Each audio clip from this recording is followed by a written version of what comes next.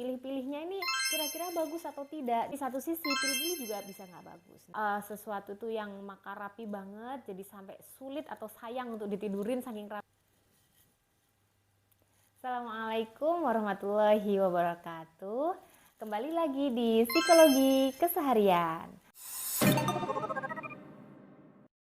Kali ini sebenarnya kita nggak bahas lagi mengenai apa-apa yang bisa kita lihat untuk kita kenal diri.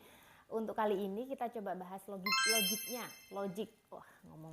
Jadi maksudnya kenapa sih dari 4 hal yang kita bahas kemarin bisa menjadi bagian dari kenal diri gitu. Nah, sebenarnya kenal diri itu apa sih? Kita mengetahui tentang diri kita sendiri. Nah, tujuannya untuk apa? Kalau kita mengetahui tentang diri kita sendiri, kita lebih mengerti mengenai bagaimana cara bersikap, dan kita juga mengerti mengenai bagaimana orang lain ingin bersikap ke kita dan bagaimana kita harus bersikap ke orang lain. Seperti itu. Nah, itu salah satu definisi aja. Ada sebenarnya kenal diri yang tujuannya banyak sekali gitu kan. Nah, untuk kali ini bagaimana sih sebenarnya dari keempat hal yang kemarin itu bisa kita buat untuk kenal diri. Nah, yang penting adalah deskripsi gitu. Dari 4 hal yang kemarin itu sebenarnya kita sudah cukup untuk mendeskripsikan diri kita. Misalnya mengenai makanan apa sih yang kita sukai gitu. Dari makanan yang kita sukai kan kita bisa ngerti sebenarnya kita nih orangnya pilih-pilih makanan atau tidak gitu. Ini salah satu contoh aja ya. Jadi misalnya kita pilih-pilih makanan, kita bisa lihat nih untuk unsur-unsur lain apakah kita juga pilih-pilih gitu. Nah, pilih-pilihnya ini kira-kira bagus atau tidak nih gitu. Untuk satu hal di satu sisi kan pilih-pilih itu bagus, tapi di satu sisi pilih-pilih juga bisa nggak bagus. Nah, sebenarnya kita bisa upayakan untuk misalnya mendeskripsikan diri kita. Misalnya nih contoh, saya tahu nih makanan yang saya suka dan saya memilih untuk bisa makan makanan itu kalau misalnya memang bisa memilih. Tapi kemudian kalau misalnya memang tidak ada makanan yang tidak saya suka, saya bisa memakan apa yang ada gitu. Terus kemudian ketika saya ingin menampilkan diri saya ke orang lain, saya senang untuk menampilkan diri saya bagaimana caranya agar terlihat. Makanya kemudian saya menyukai warna-warna yang mungkin jelas terlihat oleh orang lain, seperti itu. Nah, misalnya sesuatu yang membuat kita nyaman. Yang membuat saya nyaman itu adalah sesuatu yang memang private untuk saya sendiri, tidak untuk orang lain. Saya tidak bingung bagaimana harus menampilkan diri saya kepada orang lain.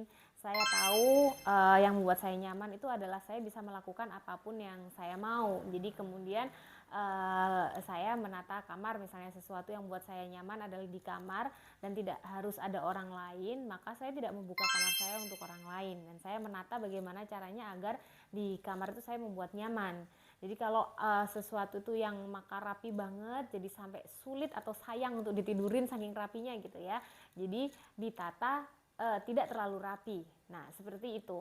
Jadi kalau misalnya ketika saya keluar, saya perlu membawa sesuatu karena saya orangnya tipenya senang berjaga-jaga. Jadi untuk sesuatu yang harus saya selalu bawa adalah saya senang membawa sesuatu yang memang saya lengkapi untuk apapun. Ada alat tulis, ada alat fungsional, terus kemudian ada hal-hal lain yang mungkin saya perlukan. Misalnya seperti itu. Nah, dari keempat yang tadi aja sebenarnya kita kan sudah cukup membuat deskripsi diri mengenai diri kita gitu. Nah, itu yang kita tahu. Padahal masih banyak hal-hal lain yang mungkin bisa kita pakai untuk mendeskripsikan diri kita. Jadi kalau misalnya kita menggunakan bahasa kita sendiri tanpa harus menggunakan bahasa-bahasa profesional atau bahasa pergaulan, misalnya saya introvert, saya ekstrovert, boleh seperti itu. Tapi kemudian kalau misalnya memang kita mau mendeskripsikan diri kita secara lebih detail karena kita mengetahui tentang diri kita sendiri, maka itu juga akan lebih bagus. Nah, kalau misalnya nanti bagaimana kalau misalnya ternyata bahasa kita disalahpahami dan lain sebagainya. Nah, itulah pentingnya komunikasi. Ketika kita sudah deskripsi, yang kedua apa? Komunikasi.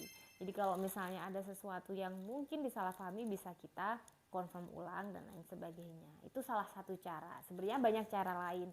Ada yang juga memang kalau dari psikologi itu pakai tes psikologi, jadi kita ngerti bagaimana, itu juga bisa. Jadi alternatifnya sangat banyak, kita tidak perlu terpaku pada satu hal. Itu aja sih sebenarnya untuk logiknya dari kenal diri yang kemarin-kemarin kita sudah bahas. Semoga nggak tambah buletisasi ya, nggak tambah blunder gitu. Terima kasih banyak. Itu saja yang mungkin bisa saya share hari ini. Assalamualaikum warahmatullahi wabarakatuh.